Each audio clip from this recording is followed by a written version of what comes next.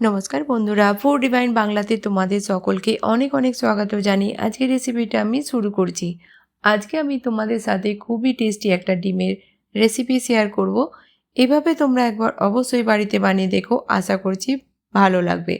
তো আজকের রেসিপির জন্য এখানে আমি নিয়েছি 5টা সিদ্ধ ডিম। আর লাগবে আমাদের একটা মিডিয়াম সাইজের পেঁয়াজকে ছোট ছোট করে কেটে নিতে হবে, আর একটা মিডিয়াম সাইজের পেঁয়াজের আমি পেস্ট বানিয়ে নিয়েছি। তো চলো শুরু করা যাক রেসিপি। প্রথমেই আমরা কড়াইতে নিয়ে নেব তেল। তেল গরম হয়ে গেলে আমরা দিয়ে দেব এখানে 2 পিঞ্চ হলুদ গুঁড়ো, আর দিয়ে দেব এখানে ডিম। 2 মিনিট আমরা ডিমগুলোকে ভেজে নেব কালার চেঞ্জ হয়ে যাওয়া পর্যন্ত। বন্ধুরা, আজকের রেসিপিটা তোমরা কোন গ্রাম থেকে বা কোন শহর থেকে দেখছো আমাকে কমেন্ট বক্সে অবশ্যই বলো। ডিমগুলোর কালার যখন চেঞ্জ হয়ে যাবে আমরা তুলে নেব। দিয়ে দেব এবার 1 টুকরো দালচিনি, একটা বড় ইলাইচি, 2টো ছোট ইলাইচি আর 2টো লং, 1 চামচ গোটা জিরে দিয়ে ভেজে নিলাম। দেব এখানে ছোট ছোট টুকরো করে রাখা পেঁয়াজ। এবার পেঁয়াজকে ভেজে নেব পেঁয়াজের কালার চেঞ্জ হয়ে যাওয়া পর্যন্ত। তো এখানে আমি 2টো পেঁয়াজ নিয়েছি। একটা পেঁয়াজকে এইভাবে ছোট টুকরো করে কেটেছি, আর একটা পেঁয়াজকে আমরা পেস্ট বানিয়ে নিয়েছি। পেঁয়াজ যখন আমাদের ভাজা হয়ে যাবে আমরা দিয়ে দেব 1 চামচ আদা রসুনের পেস্ট। আদা রসুন দেওয়ার পর আমরা আরও 1 মিনিট ভেজে নেব। আদা রসুন ভাজা হয়ে গেলে দিয়ে দেব এখানে পেঁয়াজের পেস্ট। এবার পেঁয়াজের পেস্ট দেওয়ার পর 3-4 মিনিট আরও ভালো করে আমাদের ভেজে নিতে হবে। 3-4 মিনিট পর আমরা দিয়ে দেব এখানে 1/2 চামচ হলুদ গুঁড়ো, 1 চামচ ধনিয়া পাউডার, 1/2 চামচ জিরা পাউডার, দিয়ে দেব এখানে 1.5 চামচ কাশ্মীরি রেড চিলি পাউডার। ঝালটা অবশ্যই তোমরা তোমাদের স্বাদ অনুযায়ী কম বেশি করে নিও। অল্প একটু জল দিয়ে মশলাটাকে ভালো করে কষিয়ে নেব যতক্ষণ না মশলার সাইড থেকে তেল আলাদা দেখা যাচ্ছে। মশলাটা ভালোভাবে আমাদের ভাজা হয়ে গেছে। এবার দিয়ে দেব একটা মিডিয়াম সাইজের টমাটারকে ছোট ছোট টুকরো করে কেটে। লবণ দিয়ে দেব স্বাদ মতো।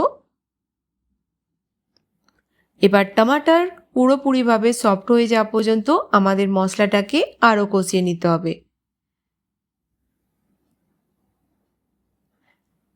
3-4 মিনিট পর ভালোভাবে যখন আমাদের টমাটার সফট হয়ে যাবে আমরা দিয়ে দেব এখানে 3 চামচ দই। দই দেওয়ার পর ভালো করে আমরা একবার মশলার সঙ্গে মিক্স করে নেব।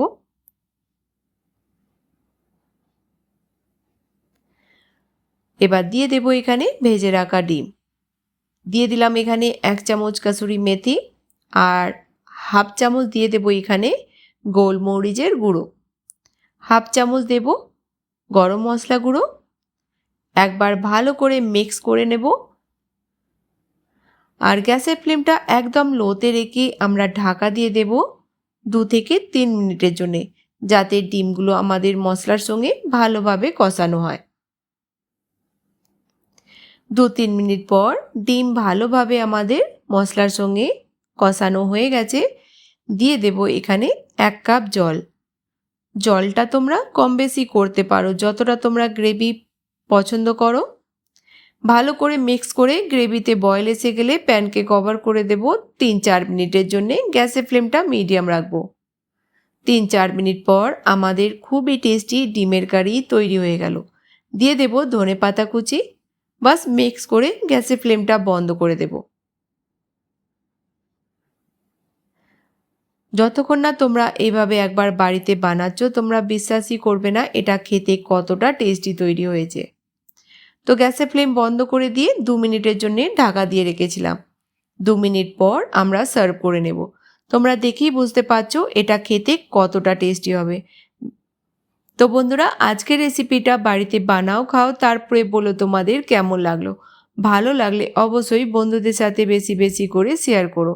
তো নতুন কোনো রেসিপির সঙ্গে আবার দেখা হবে। ততক্ষণ ভালো থেকো, সুস্থ থেকো।